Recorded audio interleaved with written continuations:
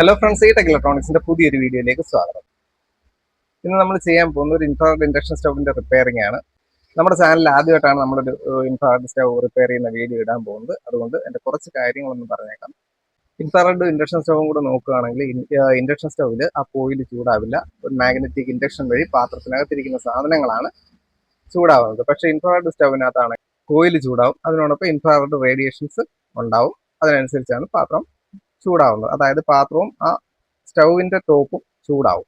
Induction കുക്കിൽ top ചൂടാവില്ല, ഒട്ടും ചൂടാവില്ലെന്നല്ല, പാത്രത്തിനനുസരിച്ച് ചെറിയൊരു ചൂട് മാത്രമേ ഉണ്ടാവൂ. പക്ഷേ ഇൻഫ്രാറെഡ് സ്റ്റൗവിനകത്ത് നല്ല രീതിയിൽ ചൂടുണ്ടാവും. അതായത് നമുക്ക് സാധനങ്ങൾ ഗ്രില്ല് ചെയ്തെടുക്കാൻ വരെ ഈ ഇൻഫ്രാറെഡ് സ്റ്റൗ ഉപയോഗിച്ചാൽ പറ്റും. അതുപോലെ നമുക്ക് ഏത് ടൈപ്പ് പാത്രങ്ങൾ വേണമെങ്കിലും ഇൻഫ്രാറെഡ് സ്റ്റൗവിനകത്ത് ഉപയോഗിക്കാൻ പറ്റും.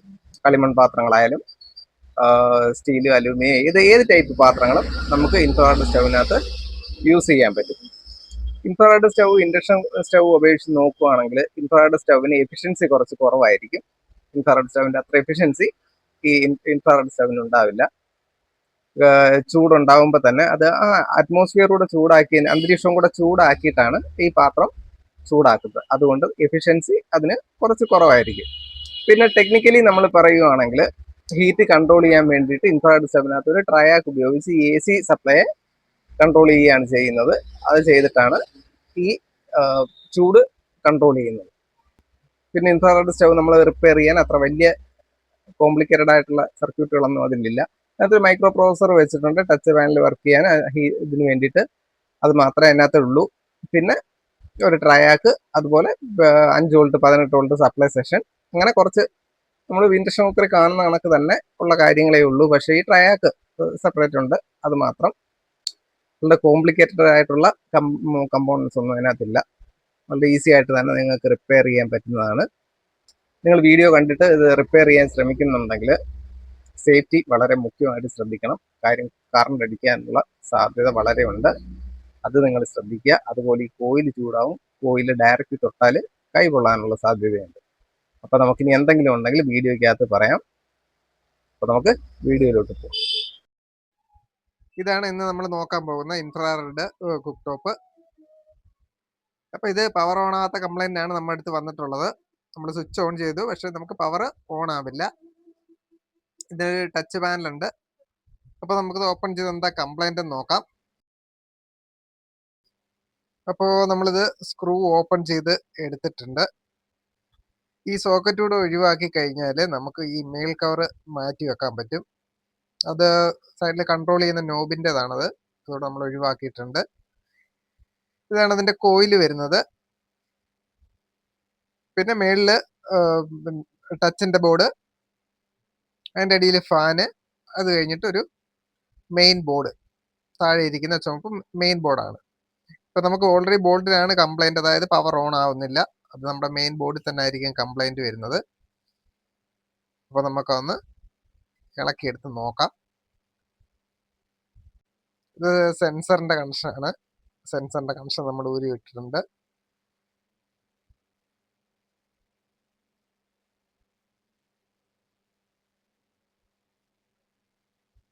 ഈ ബോർഡിലും 2 സ്ക്രൂ ആണ് വന്നിട്ടുള്ളത്. 2 സ്ക്രൂ ഒഴിവാക്കിയാൽ നമുക്ക് ആ ബോർഡ് ഇളക്കി എടുക്കാൻ പറ്റും. ഇത് ഫാനിൻ്റെ കണക്ഷൻ. അത് നമ്മുടെ കോയിലിലേക്കുള്ള കണക്ഷനാണ്. അത് 2 ഒഴിവാക്കിയിട്ടുണ്ട്. നമുക്ക് ആദ്യം ഫ്യൂസ് ഒന്ന് ചെക്ക് ചെയ്ത് നോക്കാം. അതിന് തന്നെ മീറ്റർ നമ്മൾ കണ്ടിന്യൂറ്റി മോഡിൽ ഇടുന്നുണ്ട്. ഇതാണ് നമ്മുടെ ഫ്യൂസിന്റെ പോയിന്റ്.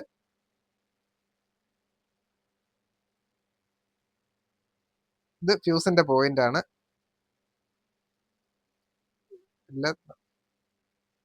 നമ്മുടെ ഫ്യൂസ് നമുക്ക് ഓപ്പൺ ആണ്. ഇപ്പോൾ സർവീസ് ചെയ്യാനുള്ള സൗകര്യത്തിന് വേണ്ടിയിട്ട് ഞാൻ ഈ ബോർഡ് മൊത്തത്തിൽ ഇളക്കി എടുത്തിട്ടുണ്ട്. അതിന്റെ പവർ കോഡ് ഒഴിവാക്കിയിട്ടുണ്ട്. ഇനി ഇവിടെ നമുക്കൊരു AC കോഡ് കണക്ട് ചെയ്യണം. നമുക്ക് അവിടെ ഒരു AC കോഡ് കണക്ട് ചെയ്യാം. ഇപ്പം നമ്മളിപ്പോൾ ഒരു AC കോഡ് കണക്ട് ചെയ്തിട്ടുണ്ട്. ഇനി ഇപ്പം നമ്മൾ ചെക്ക് ചെയ്യാൻ വേണ്ടിയിട്ട് നമ്മൾ ആ ഫ്യൂസിന്റെ പോയിന്റ് ഞാനൊരു വയർ ഇട്ടിപ്പോൾ ഷോർട്ട് ചെയ്ത് കൊടുക്കുകയാണ്. അത് കറക്റ്റ് ചെക്ക് ചെയ്യാൻ വേണ്ടിയിട്ടാണ് ഈ വയർ ഇട്ട് കൊടുക്കുന്നത്. കറക്റ്റ് നമ്മൾ ഫ്യൂസ് ഇടും. അതിപ്പം വേറെ എന്തെങ്കിലും ഷോർട്ടിങ് ഉണ്ടോ എന്ന് അറിയാൻ വേണ്ടി നമുക്കിപ്പോൾ ഈ ഒരു വയർ ഇട്ട് നമ്മൾ സീരീസിലാണ് കൊടുക്കുന്നത്. അപ്പോൾ ഈ ഇങ്ങനെ ഷോർട്ട് ചെയ്ത് കൊടുക്കുന്നതുകൊണ്ട് കുഴപ്പമൊന്നുമില്ല. അങ്ങനെ കൊടുത്തിട്ടുണ്ട്.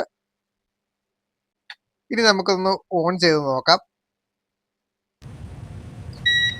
ഓക്കെ, നമുക്ക് ഓൺ ആയിട്ടുണ്ട്. ഓൺ.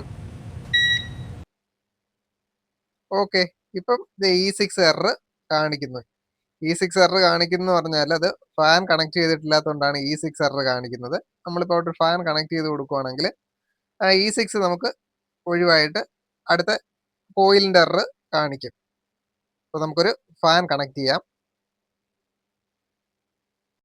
അപ്പോൾ നമ്മളൊരു ഫാൻ എടുത്തിട്ടുണ്ട്.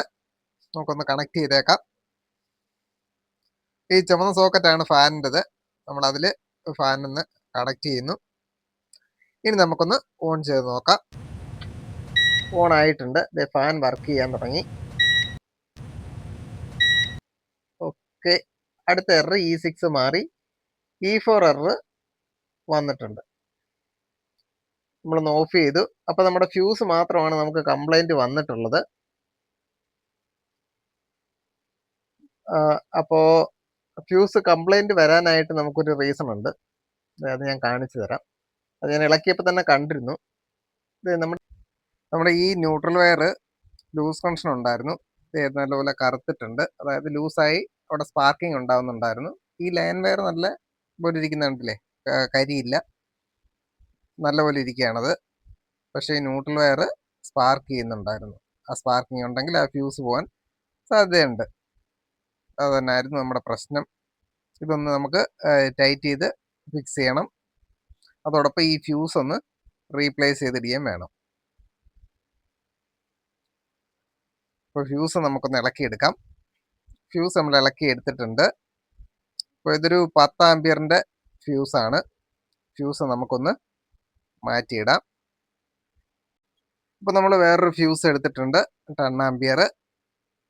ഇതൊന്ന് ഫിക്സ് ചെയ്യാം. ഈ ടൈപ്പ് ഫ്യൂസും ഇത് ഇടാനുള്ള ഹോളുകൾ അതിൽ കൊടുത്തിട്ടുണ്ട് PCB തന്നെ. ഈ ടൈപ്പ് ഫ്യൂസ് നമുക്ക് ഉപയോഗിക്കാം, കുഴപ്പമൊന്നുമില്ല. അത് കറക്റ്റായിട്ട് അത് സീറ്റിംഗ് ആവുന്ന രീതിയിൽ തന്നെ അത് ഹോളുകൾ കൊടുത്തിട്ടുണ്ട്. ഇനി നമുക്ക് ഇവിടെ നിന്ന് സോൾഡർ ചെയ്യണം. അപ്പോൾ നമ്മൾ ഇത് സോൾഡർ ചെയ്തിട്ടുണ്ട്. അപ്പോൾ നിങ്ങൾ സബ്സ്ക്രൈബ് ചെയ്യാതാണ് ഈ വീഡിയോ കാണുന്നതെങ്കിൽ മറക്കാതെ ഈ ചാനൽ ഒന്ന് സബ്സ്ക്രൈബ് ചെയ്യുക. അതോടൊപ്പം നിങ്ങൾക്ക് എന്തെങ്കിലും സംശയം ഉണ്ടെങ്കിൽ നിങ്ങൾക്ക് കമൻറ്റിൽ ചോദിക്കാം. അതുപോലെ ഈ വീഡിയോ ഒന്ന് ലൈക്ക് ചെയ്യുക, ഷെയർ ചെയ്യുക.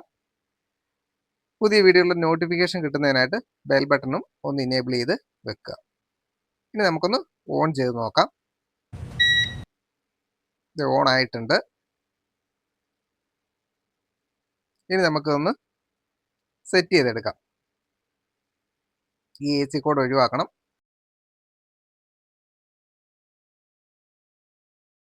ഇതിനകത്ത് കിടന്ന AC കോഡ് ഒന്ന് പ്രോപ്പറായിട്ട് അത് ടൈറ്റ് ചെയ്ത് ലൂസ് ഇല്ലാത്ത രീതിയിൽ ഒന്ന് ഉറപ്പിച്ച് നമുക്ക് അടച്ചെടുക്കാം. ഇപ്പോൾ നമ്മൾ ചെക്ക് ചെയ്യാൻ വേണ്ടി ഒന്ന് അടച്ചെടുത്തിട്ടുണ്ട്. ഓൺ ചെയ്ത് നോക്കാം. പവർ ഓൺ ചെയ്തു.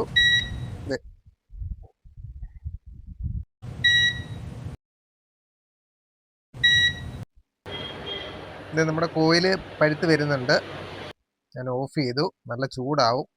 ഞാനത് ഓഫ് ചെയ്ത് ടോപ്പ് കവർ കൂടി ഇട്ടിട്ട് കാണിക്കാം. നിങ്ങളിത് ഹാൻഡിൽ ചെയ്യുമ്പോൾ ഈ കോയിൽ നല്ലപോലെ പഴുക്കും. അതുകൊണ്ട് നമ്മൾ ഇൻഡക്ഷൻ കുക്കർ ഉപയോഗിക്കുന്ന കണക്കല്ല. സർവീസ് ചെയ്യുമ്പോൾ ഈ കോയിലിൽ തൊട്ടാൽ കൈപൊള്ളും. അതുകൊണ്ട് ഹാൻഡിൽ ചെയ്യുമ്പോൾ അത് നോക്കി മാത്രം ഹാൻഡിൽ ചെയ്യുക. നമുക്ക് ഈ ടോപ്പ് കവറിന്ന് ഇട്ടിട്ട് ഓൺ ചെയ്യാം. ഇത് ഫ്രണ്ടിൽ നമ്മുടെ കൺട്രോളിൻ്റെ ടോപ്പ് കവറിൽ വരുന്ന ആ കൺട്രോൾ ടെമ്പറേച്ചർ കൺട്രോൾ ചെയ്യാനുള്ള നോബിൻ്റെ കണക്ഷനാണിത് കൊടുത്തിട്ടുണ്ട്. അപ്പോൾ നമ്മൾ സ്ക്രൂ ഒക്കെ ഇട്ട് അടച്ചെടുത്തിട്ടുണ്ട്.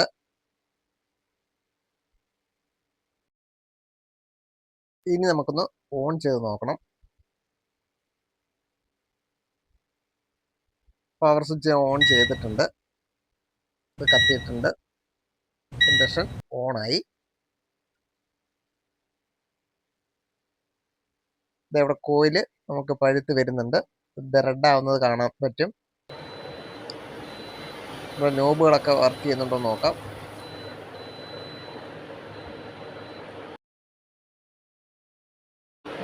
അപ്പോൾ നിങ്ങൾക്ക് ഈ വീഡിയോ ഇഷ്ടപ്പെട്ടെങ്കിൽ തീർച്ചയായിട്ടും ഒന്ന് ലൈക്ക് ചെയ്യുക, ഷെയർ ചെയ്യുക, കമൻറ്റ് ചെയ്യുക. അതോടൊപ്പം ഈ ചാനൽ ഒന്ന് സബ്സ്ക്രൈബ് ചെയ്യുക. അപ്പോൾ നമുക്ക് അടുത്തൊരു വീഡിയോയിൽ കാണാം. Thank you for watching.